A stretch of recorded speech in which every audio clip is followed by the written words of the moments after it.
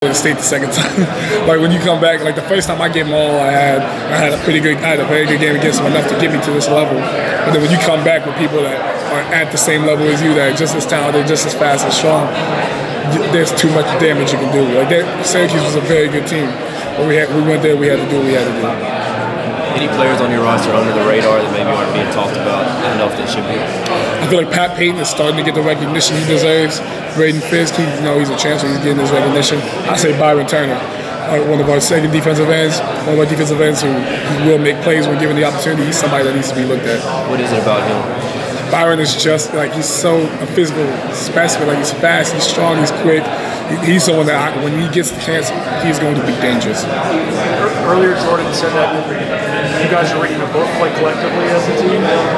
What are your thoughts on the book so far? Like, what are things you're taking away from it? So, me personally, I love reading books, but I hate book recommendations because people usually give me bad recommendations. I'm like, well, why'd you even do this to me?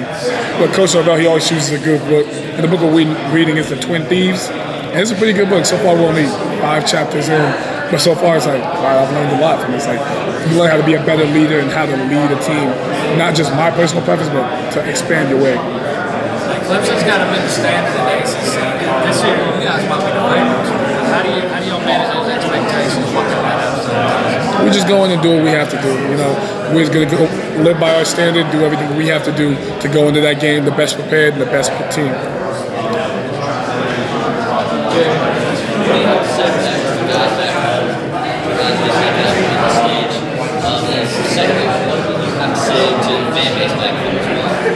To my guys back home, we're going to be back soon. We're going to put that work in back. We're going to make up today's workout too. Hey, make sure you keep putting that work in. To the fan base, we're going to take care of y'all, make y'all proud this season. Jared, how has NIL changed your life? That's interesting. Taking away the financial aspect. It's just been a good way to expand your brand, show yourself as more than just a football player. Everybody's kind of like, oh yeah, they play football, it's a good football player, but besides that, here I can do this, I can do that. Some people have used that way to make their brand by showing their hobbies and stuff. Some guys play instruments, they've been doing deals like that and stuff like that. So it's interesting to see how people are besides being football players. Yeah, I asked because a lot of people think it's kind of like this boogeyman or whatever, and it's terrible, the worst thing ever, the sky is falling. So I was curious if somebody's been able to benefit from that. What has meant? I can see both parts of that argument, saying, it can ruin college football because of, how people view it and people wanting to go to schools just because of the money.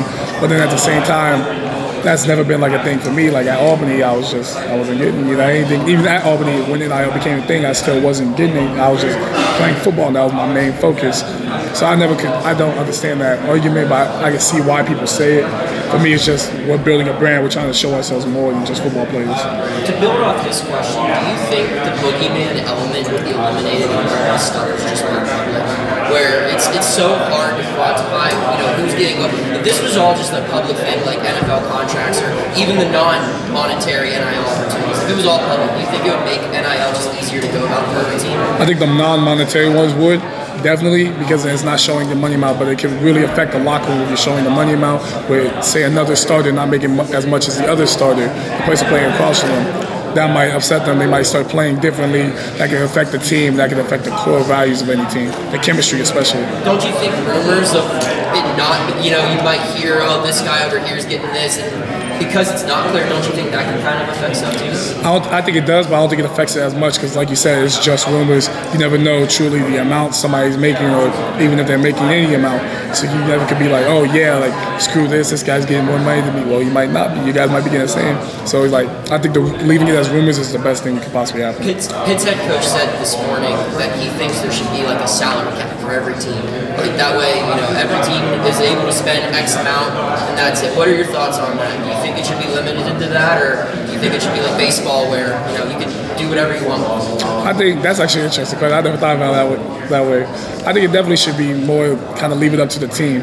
Salary cap, I feel like that feels like too much of a business. That feels like too much of a bringing it into the league already, bringing it to an NFL standard.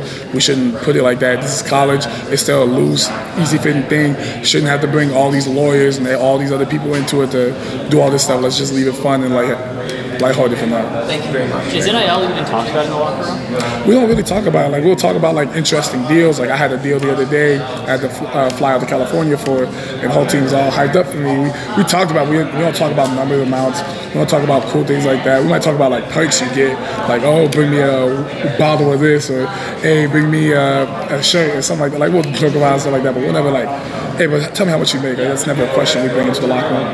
You say there's no caps on there's guidelines or regulations. So everybody's got to play by the same rules. I feel like there are enough guidelines and regulations now, that I have to personally follow through along with my teammates. We can't do all this, and we can't bring it into situations like this and talk about our personal brand deals. I feel like that's more than enough. We keep it football. We don't bring it into everything else. Is there anyone else in the D-line that maybe should put on watch